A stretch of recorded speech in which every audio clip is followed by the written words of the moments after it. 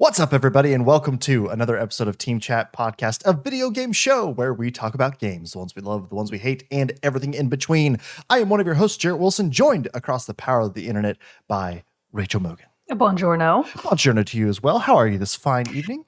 This is the first time we're recording after daylight savings time. I know, and it's still daylight outside. It's evening, it's not totally dark yet. Really, it's my personal favorite holiday of the year. It's not even a holiday.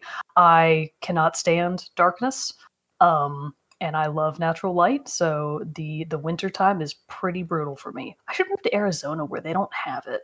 That's true. That seems like the ideal place for you. But then I just live in Arizona. How do you feel though? That's true. That's the other thing. People have been trying to sell me on Arizona. No offense to Arizonians. Who's been trying to sell you on Arizona? My buddy Michael has, and actually my brother-in-law Michael as well. They've both been like, Arizona's great. My sister and they love the desert. Are they sponsored by the state of Arizona? No. They just like all the national parks and stuff out there. Which no offense to Arizona. I'm sorry though, it gets hot enough there where the asphalt melts tires, or the asphalt melts. I'm sorry, I just don't. It's hot enough here in Texas. Don't tell me it's a dry heat because I don't believe you. It's still too damn hot. So I'll be staying here where I can stay, just where it's only moderately hellish in the summer. That sounds pretty hellish. So I'm going to stick here and stay it out here. But no, if you like that. But how do you feel though about it getting still being dark at 7 a.m.? Oh, I'm fine with that because I don't wake up. In the morning. I don't wake up in the morning. Are you kidding me? By the time I'm up, the sun's up, and I'm like, this is the way it should be. Get up at 7 a.m. or not. You need to stop that. Stop making the rest of us look bad. I try to wake up then, but I'm just like, it's still so dark. Never mind. Go exactly. That's what nature wants. Stop fighting nature. That's true. I should stop fighting nature. But if you want to listen to new episodes of the show and, maybe hear a little bit more about our hatred of daylight saving times, well, you can do that when the episodes drop at Tuesday mornings at 9 a.m. Central Time across podcast services around the World Wide Web, as well as over on our YouTube channel where you can watch a video version of each episode. You can find us on social media such as Facebook, Twitter, and Instagram. You can join our Discord server where we have a lot of fun talking about games and non-gaming related things when we're not here recording the show. And also, if you would like to help make the show bigger and better, just like Zach S., Susan M., James K., Ben W., Michael B., Fuchsia Rascal, Andrew M., Michael S., and Brandon W. have done, you can head over to patreon.com/teamchatpodcast, where for as little as $1 a month, you can support the show. And in return, we'll give you cool perks like getting the episodes early before its general Tuesday release, access to a private channel on our Discord server, the Rogues Gallery, and for our patrons at our $5 tier, you also get 2-week early access to a special subsidiary sideshow that Mogan and I do called Team Chit Chat, where we talk about things and you hear our opinions on things that are not gaming related. So after that 2 weeks, of course, that goes out to the rest of the general public over on our YouTube channel. So check that out if you want. But if you can't support us through Patreon, that's no big deal. There are plenty of other ways you can support us as well, such as telling your friends, writing us reviews, commenting, following us on social media. All that great stuff helps make the show bigger and better as well by spreading the good word of Team Chat Podcast. But also, though, we are sponsored now. So here's a quick word from our sponsors. This episode of Team Chat Podcast is brought to you by Bowed Up. Bowed Up is a modern Asian brand that combines traditional bow techniques with more modern and Texas-inspired fillings. Our goal is to provide a very convenient experience with satisfying food. Now, Mogan, I don't know if you saw, but Bowed Up is a local Austin chain of restaurants. Makes delicious food. We've had it. It's several times. It's fantastic. Indeed. Did you see, though, that they opened up a brand new location over on Riverside? So I was super pissed off about this actually because I used to live on Riverside. You know that, right? Oh, so you yeah. Yeah, when I moved to first Austin met originally, I lived there for 4 years. No Bowed Up, and then they show up, and it's like, okay, that's just rude. It's I know. Funny. So this goes hand in hand with two places. Like Bowed Up moved in to East Riverside, and where I live now was directly around the corner, like literally a couple of blocks away from my favorite craft beer store. The minute I moved into this new neighborhood, they moved location to. And I was like, are you kidding me right now? Do you just have like a barrier, like a force field that these places are like, we cannot be within a certain radius of Mogan's living location? It's like, stop. I'm going to need you to come on back now. I'm going to need you to come back here. But yes, I did see that they got a new location. We'll have to go check it out sometime. Pick up our food from that one time instead of maybe the lockers will be in a different configuration. Oh, that'd be fun. I hope they're covered in Hello Kitty stickers. That'd be cool. That'd be really cool. They should consider that. They should. All right. Well, before we get into the main topic of the day, let's get a little bit of news and what's coming out soon in our moment with Mogan. All right. So coming out as of, God, it's almost the end of the month, isn't it? Yeah, like another week and a half, I guess. Goodness gracious. All right. So coming out as of this episode's air date on the 22nd? 23rd. The 23rd. Yes. Oh, my mom's birthday. Happy birthday, Mom. Happy birthday to Jarrett's mom with a game you can play with your son, Overcooked All You Can Eat, for PS4, Xbox One, Switch, and PC. That is out as of today. Cool. Is Story of Seasons, Pioneers of Olive Town for Nintendo Switch. One more time, in case you aren't aware of this. I think a recent Harvest Moon game recently came out too, to mixed to negative reviews. So in case you missed it, years ago, for those of you that used to love the Harvest Moon series, the title for Harvest Moon got bought, or like they split or something, and the Harvest Moon title is now not owned by the original studio that did the Harvest Moon games. So if you're thinking, wow, Harvest Moon games suck recently, it's because it's not by the people that used to make Harvest Moon. The Harvest Moon people, the true Harvest Moon people, are making Story of Seasons now. So if you're like, man, I haven't played a good Harvest Moon game in years, it's because you need to switch to Story of Seasons. So are they basically like the same, except, or like not the same, but like it has the old feel of like what the old Harvest Moon games are? So new Harvest Moon, it's not like it's a weird shell of Harvest Moon. It's not Harvest Moon. Story of Seasons is Harvest Moon. Gotcha. It just is. It straight up is. Anyways, Story of Seasons, Pioneers of Olive Town is out today for the Nintendo Switch. Long live! Not long live.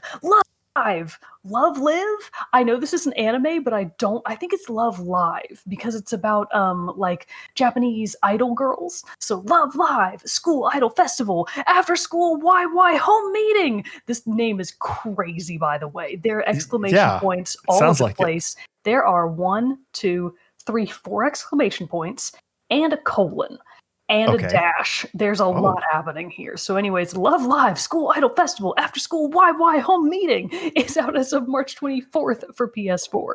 So is Paradise Lost for PS4, Xbox One, and PC. Coming out on the 25th, we have Black Legend for PS5, Xbox Series X and S, PS4, Xbox One, Switch, and PC. Also on the 25th, Dandy Ace. First of all, can we get a small golf clap for the shortest name on this list? Dandy Ace. Thank you. That's available for PC on March 25. Dark with a Q, not a K. Dark with a Q. Artistic choice. Edition for PS5 and Xbox Series X and S on the 25th. Eliho, A Wild West Tale for PS4, Xbox One, and Switch on the 25th. Yakuza 6, The Song of Life, is coming to Xbox One and PC on March 25. And then rounding out the end of the weekend, we have, finally! So we're actually kind of not accidentally, we're also talking about this a little bit later today. That weird game that Sony and Square keep promoting, Balan Wonderworld. Yeah. Yeah, so Balan Wonderworld is finally coming out. It's available for PS5, Xbox Series X and X, PS4, Xbox One, and PC on March 26th. So is Genesis Noir for Xbox One, Switch, and PC on the 26th. It Takes Two. Oh, this is the one that actually looks fun. Really? This one interests you? Yeah, It Takes Two. You didn't think this looked fun? It looks weird and my God, out there. You and Sam got to get this. Come on. That's true. I mean, it would be a good co-op game for us. This. Yeah. Yeah. So It Takes Two. That one does look interesting. It looks interesting in like a very weird way. I can't decide how I feel about it. Am I correct in thinking that It Takes Two it has been developed by the people that did Brothers? A Way Out? A Way Out. Is that And true? I think they did do also another one Brothers related. Brothers is in the title of another one they did. What's up with that? It's that Joseph Fares guy who's at the Game Awards was like, fuck the Oscars. It's that guy's studio. Oh yeah, that legend. Yeah. Brothers: A Tale of Two Sons? Yes. Yeah, That's what okay. I was thinking of. Okay. So, Brothers: A Tale of Two Sons. Anyways, that's not coming out right now. I'm getting distracted. The point is, It Takes Two, a really cool looking co-op title, I think, is out for PS5, Xbox Series X and S, PS4, Xbox One, and PC on March 26th. The only game that matters. Tony Hawk's Pro Skater 1 and 2 for PS5 and Xbox. Just kidding. Woo! Tony Hawk's Pro Skater 1 and 2 are coming out for PS5 and Xbox Series X and S, but more importantly, Monster Hunter Rise is finally coming out for the Switch on March 26th. Hell yeah. That game I am very much excited about, and that's kind of all you need to know through the end of this week. And I feel like a lot of people we know are going to be picking that one up. I know you and I are both going to be getting it. And then I know a lot. So we're going to be having a ton of hunting parties, or hunting patties, as they were called over in our Discord. So indeed, due to an unfortunate typo, but yet I feel like the name should stick. But yeah. So another news story that we want to talk about, we can file this one under companies being shitty, is Activision Blizzard reports new layoffs. A CEO reportedly set to pocket enormous bonus payout. This is from IGN by Wesley LeBlanc. It was updated on March 18th. So today, actually, 2021. Originally posted was on March 17th. So apparently, Activision Blizzard had to lay off 190 employees. It's a big number. 50 number. Of those were part of their esports division, which, they claim. Let me see in this article here. Okay, so Sports Business Journal in this IGN article reports that Activision executive Tony Petitti said the 50 esports specific layoffs are a result of the company's attempt at reinventing its esports division amidst the global COVID-19 pandemic. Petitti also told SBJ that the company is planning for a future where Activision esports look different and are less dependent on live events. And they are also said that all these employees being laid off, will receive a proper severance package. Excuse my slip of the tongue. But with things that will apparently be, I lost it in the article. There it is. 90 days of severance and health benefits for up to a year. So, and as well, a $200 gift card to battle.net. So, but while that is, incredibly sad, and obviously we hope that all those people affected by these layoffs are going to be able to be rehired soon. Once again, Activision Blizzard CEO Bobby Kotick is being analyzed, or scrutinized, I should say, because amidst all of this, he is potentially up for a $200 million bonus, which, I'm sorry, I get restructuring. I get having to make changes to the business, but if it comes to the point where you're having to lay off 190 people, I don't feel like you then get to turn around and give yourself $200 million. It's just wild. That $200 million could be used to make jobs for the 190 people that you laid off in your company. Yeah. Just saying. I may not know how business works inside and out, but I got to say, that seems like how it should work anyway, I'm going to say. So, obviously, hopefully that, I'm readying myself that, yes, he's going to get that bonus because that's just how business tends to work. But hopefully the outcry will be strong enough about this that there will be a better solution and that he doesn't get it. But there won't be. Yeah, there won't yeah, be. That's a nice thought, but that's not going to happen. Nope, it's not, unfortunately. But that brings us to our main topic of the day, which we have two little video game showcases. Well, not both little. One was one we're going to be talking about PlayStation's indie showcase that they had with a little bit of news and some updates to their Play at Home service, or Play at Home program that they're having throughout the spring, where they're going to be releasing 10 new titles for free for people to be able to pick up. But then they also highlighted a few of their upcoming indie games as well. So what were those looking like? I know you had a couple of those that you wanted to talk about. Yeah, there actually weren't that many. This little indie showcase was indeed very small, which, indie games, small games in most cases. Right. Obviously, Hellblade: Senua's Sacrifice doesn't count, and neither does Hollow Knight. Most were small. So, and this next one doesn't even really count either. So it's already coming to the Switch as well, but they did announce that Disco Elysium: The Final Cut, which is the the definitive edition of Disco Elysium, is coming to PlayStation consoles on March 30th as well. So that's actually coming out at the end of this month. And Disco Elysium is one of those games that has been so high on my list. But I gather that it's I know it's like quite a long game. So but it's a big like investigation, right? It's a detective story right up your alley. Yeah, like it's right up my alley. So I definitely need to play this game, but I do kind of want to play it on Switch just because if I can get a game for Switch, I'm gonna. Because then when I have to go to the restroom at home and I'm gaming, I don't Just have take to. it with you. I don't have to. Yeah, I don't have to miss out on anything. Anyways, so Disco Elysium, the final cut, is coming to PlayStation consoles on March 30th. So are a couple of other new games. So the next one's one that I'm actually kind of interested in, Operation Tango. And mostly I'm interested in this for a potential you and me stream night game because this nice. is an asymmetrical co-op spy game.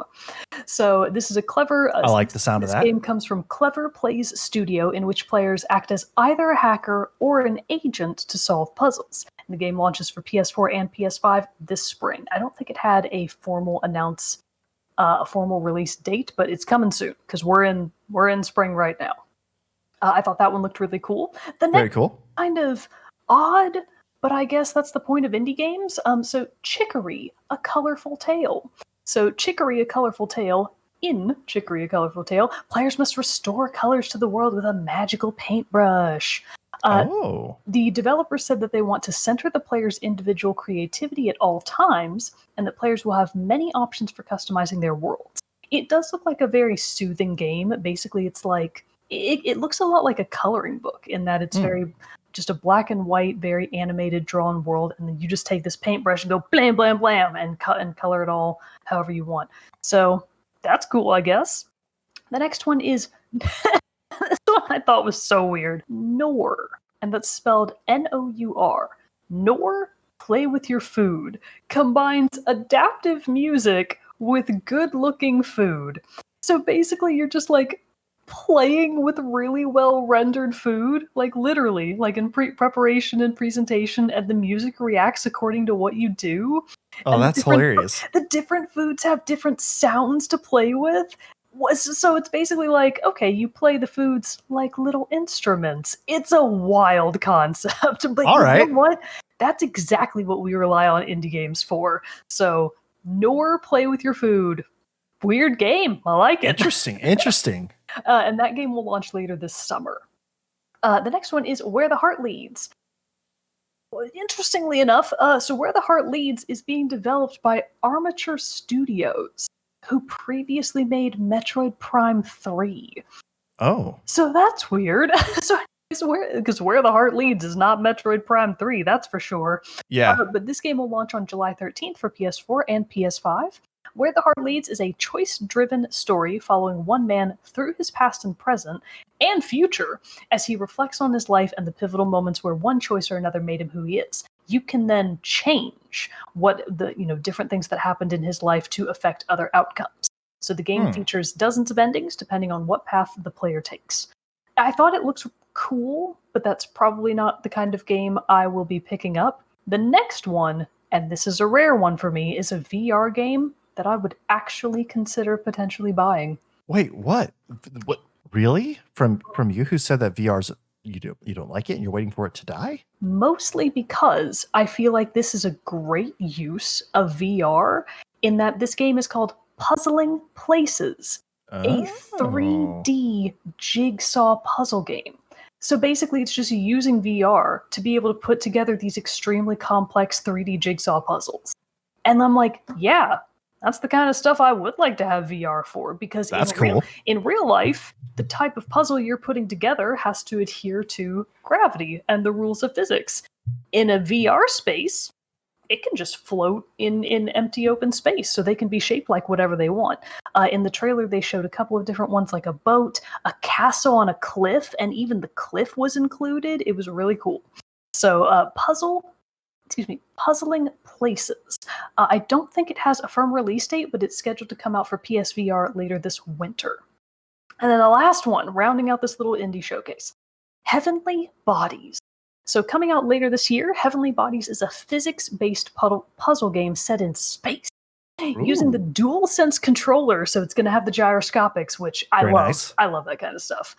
Players will do maintenance and assembly on like their space gear, like satellites and junk, by controlling their astronauts' limbs. The game will be available for PS5 and PS4 and PS5 and includes local co-op. This is another one that I was like, ooh, put local co-op and gravity physics in there. I'm all about that nonsense. That could be pretty fun. That could make for some pretty fun gameplay together. It could. It actually didn't look that, goofy, as we have kind of come to often think about these sort of weird physics-based games like Super Bunny Man, that kind of thing. But still, it looks quite neat. So Heavenly Bodies, I'm excited about that one too. Very cool. Very cool. Oh, I'm out of breath. So some of the games that will be available to download during the play at home also are, I can't read that one all of a sudden. Rez, Abzu, The Witness, Abzu! Enter the Gungeon, Subnautica, Thumper, Paper Beast, Astrobot, and Moss. Moss, Astrobot, Paper Beast, and Thumper are all PlayStation VR titles. Yeah. But also, Horizon Zero Dawn will be able to be downloaded for free on April 19th. So that's pretty cool too. If you have missed out on that fantastic game, now is the time. Yeah, Mogan, you got to do it. I missed out, so maybe I'll finally do it. It's so good. It's so good. But we were also, the other big presentation we were going to talk about today is that as of today, actually, earlier this afternoon, Square Enix hosted their Square Enix Presents presentation, where we got a lot of news on some upcoming games, as well as the official world reveal of the next entry into the Life is Strange series. So we'll get to that one in a second, because if you know me and Mogan, we are huge fans of Life is Strange, and that's the game we're obviously most excited about, I would assume, to come. We actually haven't compared notes on this yet, because we want our feelings and reactions to be fresh. But I hope I'm not speaking for you in that this is the one that we're most excited for. But we'll start with where they kicked off the show, which is with Outriders. This game I'm getting more and more excited about as stuff comes along. It's going to be, a loot shooter a la Destiny, but it just looks so. I said it in our Discord. I was just like, "Oh, this game looks metal as hell." I actually, after that, finally, after the presentation and after I finished up work and stuff before we recorded, jumped on Steam and started playing the demo. The game is insane. Like, it's super. There's already a demo out? Yeah, you can play it on a PS4, Steam, Really? Xbox, and stuff like that. Yeah. Oh, and it's I'll like give the it a first. try. The first chapter of the game and everything like that. So I was giving it a shot. It's pretty fun. It runs really smooth. The mechanics feel. I was actually playing on my computer, which I normally don't do. So that was kind of a fun little side experience. But yeah, it looks like it's gonna have the ability to be one of those things that will keep you around for a while, because deep levels of customization. You're fighting both wildlife and humans. You're like super powered by some like anomaly, they call it in the game. And it looks like there's going to be a lot of post-campaign content that they talked about called expeditions, similar, I'm assuming, to style of like raids and Destiny and different things like that. So it looks like it could be the next big entry into this genre. So, but do you have any positive thoughts on it at all, or just thoughts on it in general? Because it doesn't normally look like something you'd be up for, but yeah. So here's the thing: there were 2 games today, and we will talk about both of them, that I looked at both and I was like, I have been burned before by Anthem. So I think it's just because one of the only loot shooters I've ever really played is Anthem. I didn't play Destiny. I don't know of any others. The Division is another big one. I didn't play The Division. So like the 2 big ones I've never really played, but I did play Anthem, and that game did not go well. So the whole concept of the loot shooter, I'm not opposed to it. Like, I like treasure. I love getting treasure and junk. Yeah. I like the concept of loot. What I don't like is all grind for no reward. So if that's going to be the case, I'm not interested. As far as setting goes, I will say that Outriders is also not necessarily up my particular aesthetic alley per se, but It's it very does gritty. look, yeah, it's very gritty, and I always kind of look at those games and I'm like, oh, how try hard. Like personally, I'm like, boo. But I mean, it's I will concede that it looks very good. It looks very good, very cool, and I would be more interested in it if I knew I had a dedicated team of people to play with, like kind of like the Overwatch effect. right. I wouldn't have gotten Overwatch except that other people were like, "Oh, you got to get this game and play with us." I wouldn't have gotten Monster Hunter World except for Cody. He was like, "I'm begging you to get this game," and I loved it. So I think that this is the kind of game that I would probably only like if I were playing it with my friends. Otherwise, this is Same. probably a no-go for me. That's kind of how I am too. Like I think Anthem, I know you and I played a little bit together. I played with another buddy of mine every once in a while, but that's And my that problem with little these bit games was- is I don't have a, like, now I know several people who play Destiny. So I could probably be like, hey, help me get leveled up and we could be jumping. Yeah. Roro plays a lot of Destiny. Yeah. And so, and even Division 2, I think I know a couple people now, but like, yeah, it's like, I would want to have that dedicated group. I agree with you there, because the loot shooters, like I even was playing the demo and some random person jumped into my party, because you can play it fully co-op and stuff like that. And I was just like, oh, cool. But then obviously he's higher level, so he's blowing through stuff. And I hate that feeling where like you feel left behind constantly because the other player is just like running ahead, doing everything for you because they're higher powered. No fun. And so like I would definitely want that more dedicated team, like you said. But notwithstanding, the game looks really cool though. And so like it is very violent, it is very gritty. A lot of your abilities, I chose the fire class. I can't remember which one it is now, but pyromancer probably. But I was using some of those abilities and they were pretty cool to get to use. Like you shoot off this like flame path along the ground that like blows up and sets everybody on fire that it touches and everything like that. It was some pretty gnarly stuff. So I was a big fan of that. But like you said, with kind of withholding to see like if I know how many people I know are going to actually pick it up before I do as well. And I mean, speaking of loot shooters, should we talk about Marvel's Avengers? Oh, oh my God! I like legitimately. I was like, wait, where's she going with this? I don't know where. Other than that's right, I remembered. So the next one that they talked about, or one of the next ones, I don't remember the order, was Marvel's Avengers. And in case you're out of the loop on this, the Marvel's Avengers game has been in kind of a continuing level of scandal because their player base just is on what seems like a non-stop downward spiral. Yeah. They went from like already not very good starting numbers to just abysmal numbers of concurrent players at a time, like in the hundreds. So Marvel's Avengers has a lot of issues. Mainly people have complained that things feel very, very samey and that it's not honestly super fun. And the only thing that is fun is the combat, but only when you get your characters leveled up to like their highest level. But then the development team decided to make it more grindy so that it's harder than ever to get higher leveled. And now it's like, why are you making your shitty game worse? Honestly, why are you making a bad game a worse time for the people that are already playing it? So I don't know, maybe their coveted Hawkeye DLC that they keep, putting on blast and that they did here today too, maybe that will actually do something. But I laughed out loud when the announcer was like, we've come a long way since the game launched. And I was like, yeah, you've come, I mean, you didn't specify direction. Long way down to the bottom, isn't it? It's just like, oh my God, the audacity.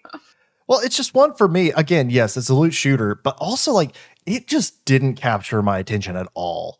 Like I maybe I'm marveled out and it's just too much stuff. And so I'm kind of like, okay, cool. The Avengers, fine. If it's your cup of tea, then go for it, go crazy. But like, it obviously had a large amount of interest because of how many how many Avengers Marvel fans out there would be like, hell yeah, I want to play this new 2020 video game where I get to be the Avengers. But not only did you say that it does feel grindy, they've had to delay like just about every post-launch expansion or release that they've had. Granted, partially potentially due to like COVID things and stuff like that. But like their first new character, Kate Bishop, they had to delay. Then the next character they announced is Hawkeye, who I know they probably have different abilities, but they're both, archer combat They're both specifically. the archer. It's like, Yeah. okay. So it's kind of like, why did you follow her up with Hawkeye? People were really excited and waiting for the new Black Panther expansion, which was finally officially announced today. So I know it's like, granted, we have not spent time in that game because I had zero interest in it. It like I thought at one point maybe it looked cool, but then I was just like, no, I'm over it. I don't. Yeah. The combat looked flashy, but I could also tell if that's the only thing that's going to keep me there, that's going to get stale really fast. So I was just kind of like, it's fine. I'll skip this one. But yeah, it is interesting to see them trying to make the comeback. And then even then, like some of the reactions I saw online post the event were kind of still just like, okay, cool. Okay. Like I'm waiting for Black Panther. I mean, exactly. So I will say that I know people probably like him. People probably like Hawkeye, right? Yeah. But I mean, Yeah, it's just like if you released Kate Bishop, who honestly had me more excited than Hawkeye, just because like we've seen Hawkeye in the movies. I was like, I don't know who that is. So that was exciting to be just not like just Hawkeye. That was actually my thought. I was like, oh cool, they're doing her first, not Hawkeye. That's cool. Yeah, and then they just follow it right back up with Hawkeye, and I was like, such a strange choice. I will say that at least the Black Panther portion, I was like, oh, that actually looks cool. That looks like, oh, okay. I'm a little bit interested in that. Still won't play it. But I see, this is the thing. I just wish that they had made a standalone Black Panther game. Because I feel like as a character, he's much more like along the lines of, my favorite series is Dishonored because of its stealth combat. Black Panther would be so chef's kiss for a Dishonored game or a Dishonored style game. Yeah. So I personally would have loved to have seen him in like a single player kind of campaign style deal, but we can only hope because he's not much.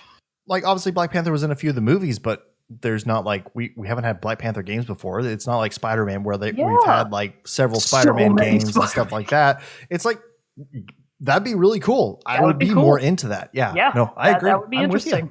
I'm with you right there. You know what? Maybe someday. Maybe someday they'll do it, and then we can all rejoice. But until that day comes, in the meantime, I will not be playing Marvel's Avengers. No offense. Yeah, neither will I. It's again, it's the same thing. It's like if I'm going to choose a loot shooter too, like Outriders is way more catching my attention than the Avengers game. Loot shooters just do the thing that you want, which is give you just as much loot as you could possibly ever dream. Why do they hold it back? Well, I get like they obviously have to design it and they obviously have to like make sure how it works in the game and all that stuff. So I understand that aspect of it not being just completely unlimited. But ridiculous. And then again, though, Borderlands, that was its huge thing is like they were going to give you like a bajillion different guns to choose from. And that was a lot of fun. But also at some point in Borderlands, I definitely had the point of, oh my God, this is too many guns. I don't know what to choose. Wait, I just picked up this gun.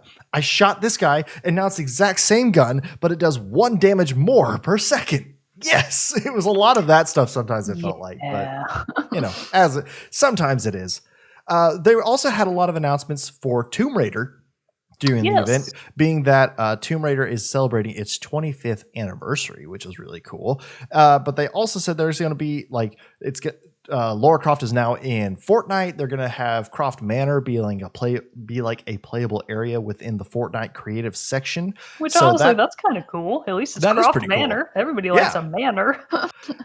But then also they announced that the 3 new iterations that Square Enix made are going to be bundled together with all of their DLC and expansions and stuff like that into a new bundle, which is released now, and you can actually go buy that. So that's pretty cool. You can also get the Lara Croft Tomb Raider official cookbook coming soon.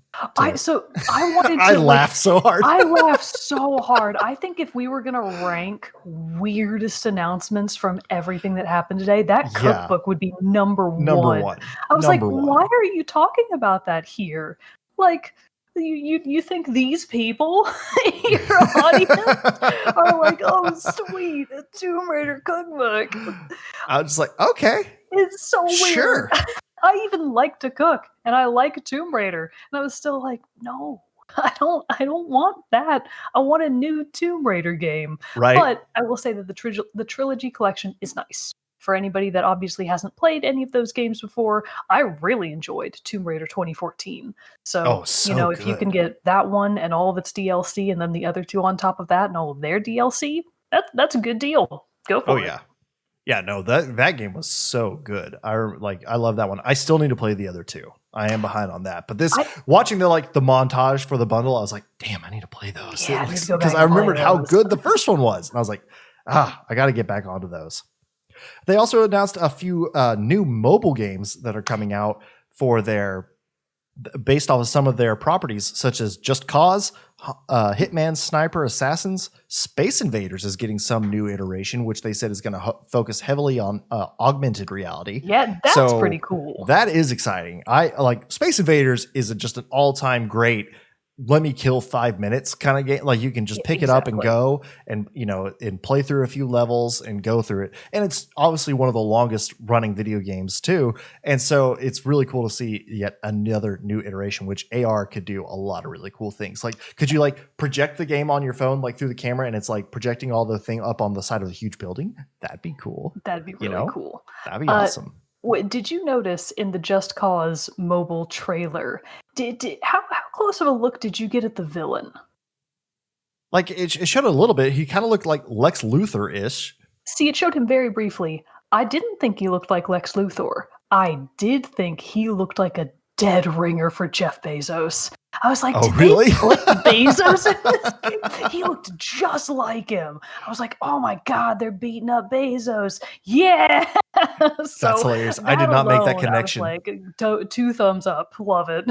What I really loved about that game, though, is that trailer is how just obviously I know the Just Cause games are very over the top in their action styles. I love seeing the videos of people putting the rocket propelled grenades and stuff on cows and launching them off into the sky. But still though, this trailer showed obviously you're going to get to play with your friends. It's going to be a huge, a big play it with your friends. You make things go boom and all this other stuff. But still, granted, yes, it's a trailer also. But I was just like, there is no way in hell this game is anything close to what this trailer is trying to make it look like it's going to be. Yeah, but it still looked like a action-packed good time, I guess. But I'm just also like, not one I'll be picking up. But if you're fans of Just Cause, no. I actually kind of feel like a lot of these things we've kind of been like, not for us. Well, but I mean, we kind of touched on it in the moment with Mogan, but just to confirm, they did, and again, I kind of don't understand why they did another trailer for it so close to its release. But Balan Wonderland is coming out, and is it Wonderland or Wonder World? Balan Wonder World. I'm sorry, you're right. But in my head, Balan Wonderland sounds better, so I'm probably gonna say it that way. No matter. I wonder if they couldn't do that around some kind of copyright thing with Alice. They probably couldn't. I bet you're probably right. But anyways, this game does look neat, and I'm actually really curious to see what kind of feedback that it gets because it's from 2 old school game directors, Yuji Naka and game artist Naoto Oshima. And it's supposed to be a game that harkens back to these 2 people's early creative works at Sega. So this is a 3D action platforming game, and it's very akin to Nights into Dreams, which is an old game that people really liked. So I hope it does well. I personally don't think that I would play it unless other people play it and they're like, dude, you gotta play this game. Because I sadly will not be one of those. Yeah, it's hard to describe. If you somehow haven't seen one of the many trailers yet, go look it up and you'll be like, well, I don't understand what's I didn't understand it at all. It was these 2 characters. It looks like you're going through puzzles, 3D platforming, stuff like that. There's some weird villains with one who looks like a shark mermaid combo. Yeah. But then there's a guy dancing around whose eyes are in his top hat. I don't know. I was lost. And then a lot of dancing. It looked like there was a lot of dancing and fun to be had. But that does bring up the famed mythical creature that I feel like cryptozoologists don't spend enough time talking about, the shark maid. Yeah. It's their time to shine right now, the shark maid. Shark maid. All right, anyway, so that's Balan Wonderworld. It's coming out. I hope it's good. So the other big announcement of the Square Enix Presents is that they showed off more footage of Project Athia, which and I don't remember when they officially announced that. Was it during It was Game so Awards? long ago. Well, I don't know. No, it I was get before confused that, I about feel like. how. Well, actually, the Game Awards was only back in November. But Yeah. anyways, I Anyway, don't know. sometime last year they announced this project at the end. They were like, "That's the working title. We'll let you know more." Well, we know more now, and that we finally did get its actual full title, which is Forspoken. Which I was kind of like, okay, kind of sounds like Returnal-esque I was to me. about to say the exact same thing. I was going to say, you know what? It's kind of a stupid name. It's not the worst. It's not the worst, but it does exactly follow the Returnal trend of it's kind of a stupid. It's like you're just putting two words together, and you're kind of like doing like what are we doing here? Like, I will say that as far as logos go, when the Forspoken logo came up, I very distinctly thought that's a good looking logo. Yeah, that was a sharp, cool logo. So and the game looks like really sharp and cool. Like the movement of it, of your main character like blowing through the world and everything looks so cool that it's mostly like air based travel, like but not mechanically enhanced like an Anthem and stuff like that. So I was kind of like, okay. Plus all the creatures looked very Dark Souls-esque. Like they had that flaming wolf, obviously a huge dragon. And I was like, I love that that's just a regular dragon. I love that the character's like, is that a motherfucking dragon? It's just like, yeah, it is. It's a big one too. It's a big dragon. So it looks really cool. I'm very into learning more about it. I was honestly kind of with the setting and some of the creatures, I was like, this almost looks a little like Outriders, but seems like it's going to be a little bit more of a fantasy spin on this because it also looks like the main character is like from current time and somehow ends up in this other world. Yeah, or maybe something happens in the regular world and suddenly there's dragons, which honestly more games should start with that premise. Normal world we dragons. don't know what happened. Dragons just showed up all of a sudden. And this is how the world is now. Just let them show up. I will say that I was honestly not at all excited about Project Athea or Forspoken. In my head, I keep calling it Forsworn, which is a real word, instead of Forspoken, which is not a real word. Forsaken. Yeah. Anyways, I wasn't excited about it until I saw the movement. That like super fast, really fluid parkour, like enhanced parkour is how I kind of wanted to classify it. Because you're right, it's not really flying, but it included a lot of really long, fast jumps that were just like these beautiful arcing like gymnast moves almost. And I was like, oh, that looks fun. Because it was really fast. It was really fast and fluid. And I was like, okay, that's a pretty cool looking mechanic. I'm interested now. So on movement alone, and honestly, it was a good looking game. Very pretty. It looked really nice. So I don't know enough about the story yet, like the oh shit dragons. Don't know enough about that yet to really have an opinion. But first glance, looks cool. I will give it the looks cool badge. They have my attention. I will keep up with the game because I am curious about it. Not with bated breath, but I will an interested quirk of the eyebrow, you might say. I'm hoping it'll maybe do the Deathloop thing for me. So like trailer 2, trailer 3, I'll be like, oh, okay. Now you're like 4 trailers. It took a cool James Bond song before. That's what sold me on Deathloop. I'm not even lying. That trailer, I was just like, yep. They put a lot of creative choice into this one, and I love it. I'm here for it. I will play this game. Yeah. But another game that I know we are both going to play is the new Life is Strange. And buddy, am I excited about this. Life is Strange. So this is Life is Strange True Colors. Were you also a little disappointed that they didn't play the True Colors song? Yeah. When I see your true colors. Oh my God, that they didn't play it. I was like, boo. I know, it was going through my head though. I was like, yes. That should be what this is about. But no, we do have official confirmation of Life is Strange True Colors, which will be coming out on September 10th this year with the full game available at launch. Thank God they finally listened. To my ears. They finally listened. They were like, we heard you guys actually don't love episodic game releases. What? And everybody was like, 100% of gamers told you that the first time, and then you still did it the second time.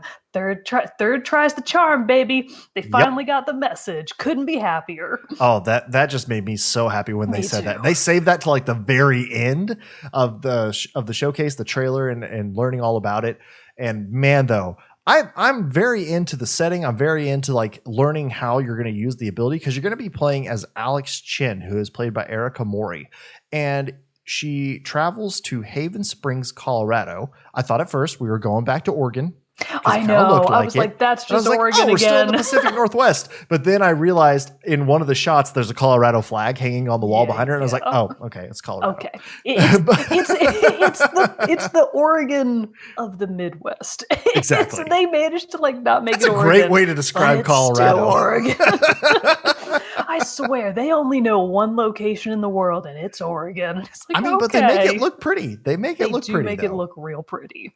So you play as Alex Chin, and you are coming to Haven Springs, and you reconnect with your brother Gabe, who you haven't seen in 8 years, because it revealed in the trailer that you have been a part of the foster care system. Yes. And so you come to this town, you reconnect with him. Seems like things are going great. But then, of course, it's Life is Strange. Tragedy has to strike. And that tragedy is that Gabe somehow dies. And it seems in the trailer, it's not. Yeah, it's some sort of accident, you think. It's a mystery is afoot. And so you have to like team up with some of Gabe's friends that you became friends with in the city of Haven Springs and try to see if you can figure out what exactly happened.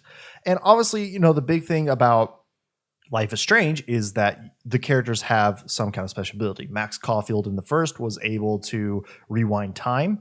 Then we had, I am blanking on his name. What's Daniel? Sean? Daniel. Daniel's Sean the younger kid. Yeah, Sean and Daniel.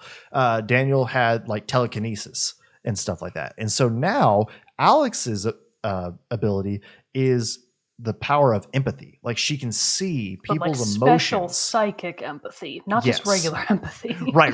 But like, what if it were just regular empathy? That would be hilarious. You look like you're having a bad day. Can we just sit and talk? And I'll, oh my god, that would be the worst. That would have been hilarious. But no, it is really like funny.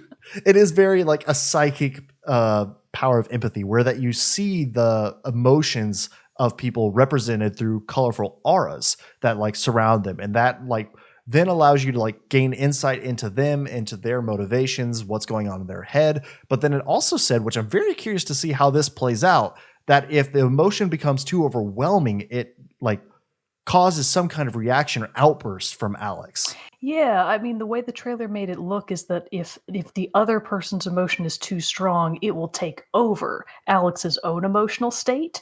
But it also seemed to imply that some sort of real world effect would also happen because of that. And I am also really curious to see how that actually works in the context of the game.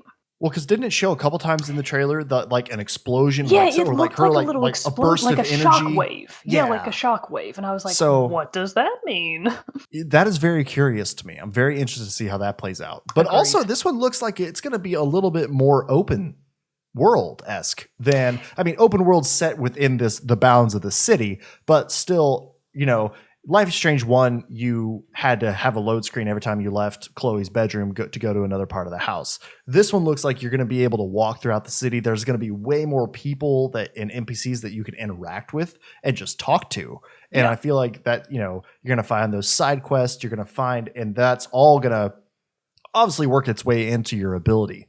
But it's got me pretty. They also mentioned one of our favorite things: romancing options. That's right. We have to stop. Wait. So real quick, I do want to circle back to the setting, just because I totally agree. I think the setting looks like one of the more interesting ones we've encountered.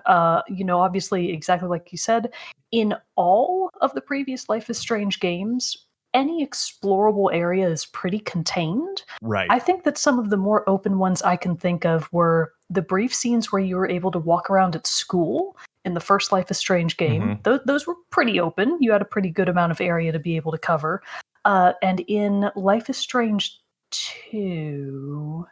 I feel like the camp at near the end, episode 4, beginning of episode 5 was pretty big. I agree with you there. I also kind of felt like the like compound, the church compound. I mean, it wasn't like massively open, but you had a yard that was exciting. Yeah. And like in the woods at the very beginning of the game, there were like it's not like it was open. You had to go down very specific Yeah. paths, but it kind of felt like there was more areas for you to like Yeah. go down more than just one main path for you to go down. Exactly. So Yeah, it looks like there's oh, sorry, go ahead. Oh no, I was just gonna say the point being I agree that this game does look like it's gonna be more open and a little bit more lively. And Mhm. just in terms of aesthetics, the like theme that they picked for this small town in the middle of Colorado was surprisingly colorful. Mhm. It's like covered in flowers. All of the houses are cute little colors. It looks like a really like lively small town downtown square, which I love that vibe. So I was like, "Oh, this setting actually looks pretty interesting. I'm already intrigued about this." Yeah, had that like rustic feel. I kind of felt Yeah, like, you know, yeah, very rustic. that you get when you're in Colorado. I do love Colorado. It's a great place. The cool thing though, which then I was like, oh damn, because as much as we proclaim that we love Life is Strange, neither of us have played Before the Storm yet. But now we have to, because two of the main characters who are Gabe's friends are from Before the Storm. So we have to. Yeah, I believe. I'm forgetting her name now, Steph. but the girl Steph, and then the other guy. Really, Ryan? I believe, yeah, he was. They were both from Before the Storm. Because I caught it in the trailer when they said that Steph was, but I must have missed it for Ryan. I didn't know that. Yeah, so that's pretty. So I was like, okay, well, obviously, I was talking with Roro on Twitter today. He was just like, oh man, I can't wait, and I was like, yeah, but I got to play Before the Storm now because I remember I started it a long time ago. I don't know why I didn't finish it, but now I got to finish it because obviously I got to see how this ties in together, and plus it's going to be more time with Chloe. So yeah, you know, I mean, that. I could definitely be wrong about this for a game I've never played, Before the Storm, but my feeling, like my gut tells me that Steph was probably a pretty secondary side character because it's a lot harder to shoehorn in a character into a new game if they already have a robust backstory. Well, I'm assuming, again, having not played the game, maybe the events of Before the Storm is like kind of like cause these characters to move from Arcadia Bay area and to Haven Springs, which then is maybe like the tie to just the first game. Because, you know, even in Life is Strange 2, they drove by Arcadia Bay at that one point. True. And they like stood out on that overlook looking down onto the city. But so maybe that's just kind of like the thing that they're going to have to be like, oh yeah, other than the special abilities and all that stuff, that's how this is all still kind of like in the same universe, which then makes me wonder, will we hear like on the news or stuff like that about like Sean and Daniel? Oh, for sure. I think that's definitely kind of going to come up, at least in passing, exactly like it did with Arcadia Bay. So I think that's definitely going to happen. And in my case, it's going to be outlaws living in Mexico, Sean and Daniel, and I'll be like, yeah, they made it. Screw the criminal justice system. But yeah, actually, because it'll probably ask you at the beginning of the game, hey, did you play the old one? Yes. Well, how did it end? The good way in my case. Yeah, how'd you choose for it to end and all that stuff? Yeah. So I would totally see that happening. This did also just kind of make me realize a crucial factor that I honestly never put two and two together of why I think Life is Strange 2 never really gelled with me. Because Life is Strange True Colors centers around a central mystery. What happened to your brother? You're investigating what happened to your brother because you have reason to believe that it may not have been just an accident. The original game also centered around a pretty big, broader mystery. Girls are being kidnapped and in some cases being killed, and you're not sure why. So even though it didn't start out as like, oh, there's this central mystery going on, it wound up being one of the primary points of conflict of the game. And I love a good mystery. Yep. Life is Strange 2, it had plenty of conflict.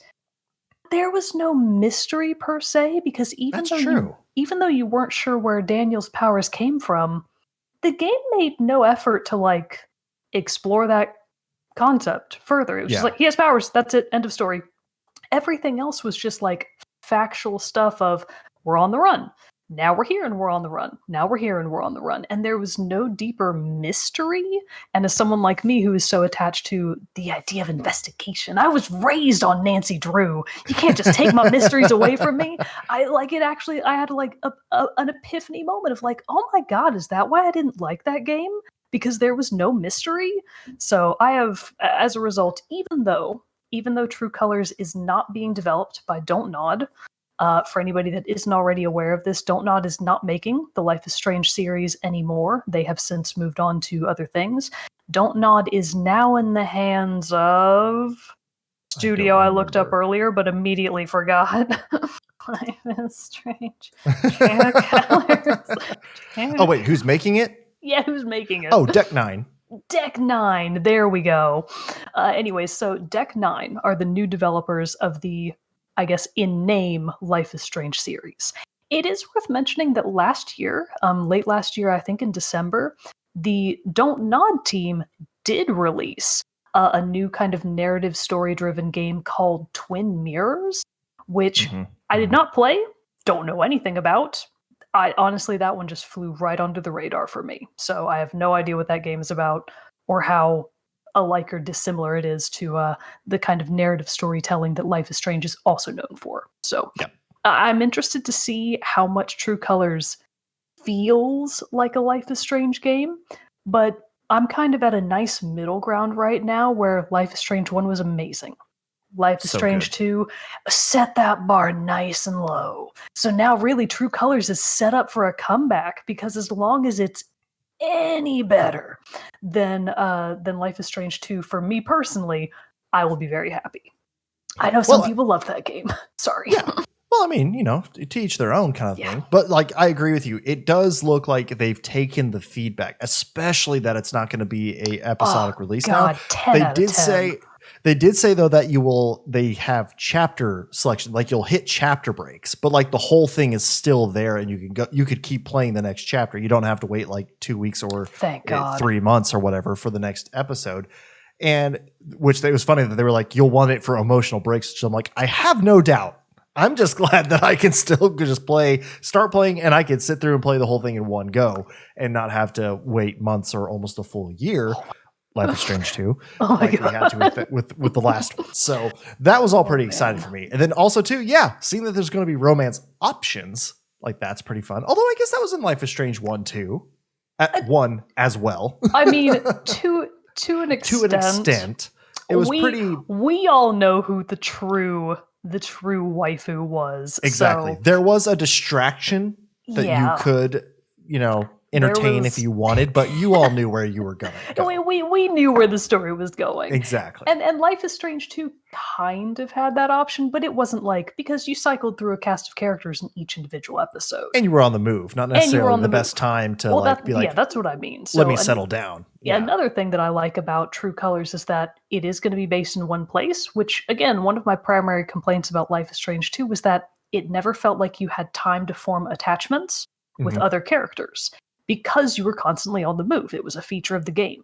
But True Colors stays in one place. You have one small town, and you're going to get to know everybody really well, and I'm very excited about that. The two possible romantic interests, Ryan and Steph, don't know enough about either of them yet to form an opinion, but another thing that I think is very part and parcel for Life is Strange at this point, it's going to have all these scenes about music and playing the guitar and being a musician and singing, and I was like, no. I did make that note when I was watching. I was like, oh, they traded Bon Iver and Sufjan Stevens for Radiohead this time, though. Oh my God. You know what? At least they're branching out. They're getting there. Someday they will work their way around to Britney Spears. Imagine what that's like in like Life is Strange 6. It rolls up. Someday. A la Michael Scott in The Office. He starts off, you're hearing Lady Gaga blaring on it over his car, and then he pulls up and he's like, it's Britney, bitch. But it's Britney, not. bitch. It's Lady Gaga. But that'd be great how if Life is Strange like 6, 7 started that way. It'll be called Life is Strange Toxic, and it'll be like it'll be like you're investigating an environmental disaster and like the cause of it, and the toxic song is going to play the whole time. I have ideas, Deck 9. Incredible. Oh, man.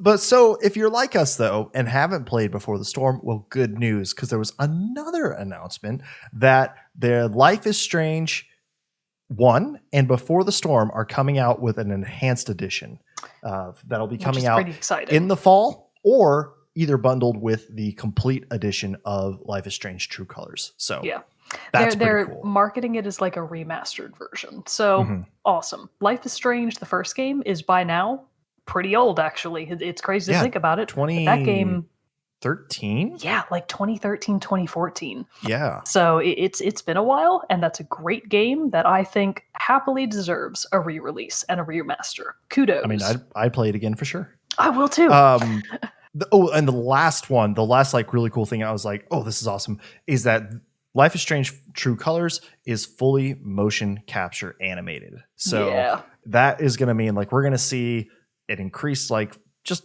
it's going to look better. It's going to look so much better. Good.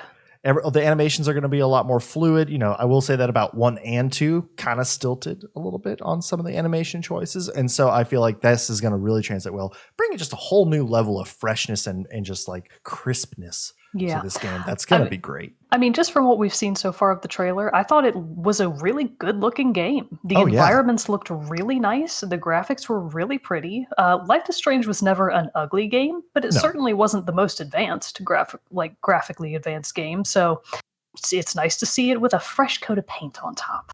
Yep, that is for sure.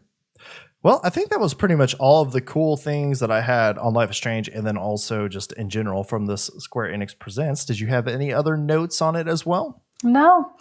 Other than that, you know, they I guess they couldn't get the rights to the True Colors song. Very sad. Fix it. You have time. The game doesn't come out until September 10th. Where is IGN's article of like Life is Strange True Colors didn't play the True Colors song? What was up with that? I want all of the game journalism to be about that tomorrow. Well, maybe we can kickstart the firestorm that should be following this travesty. It's travesty. That's been laid upon us. Oh boy.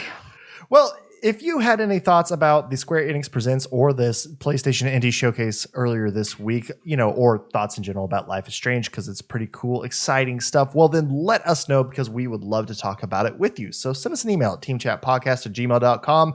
Join our Discord server, talk about it with us there, comment below the the YouTube video, not the Facebooks.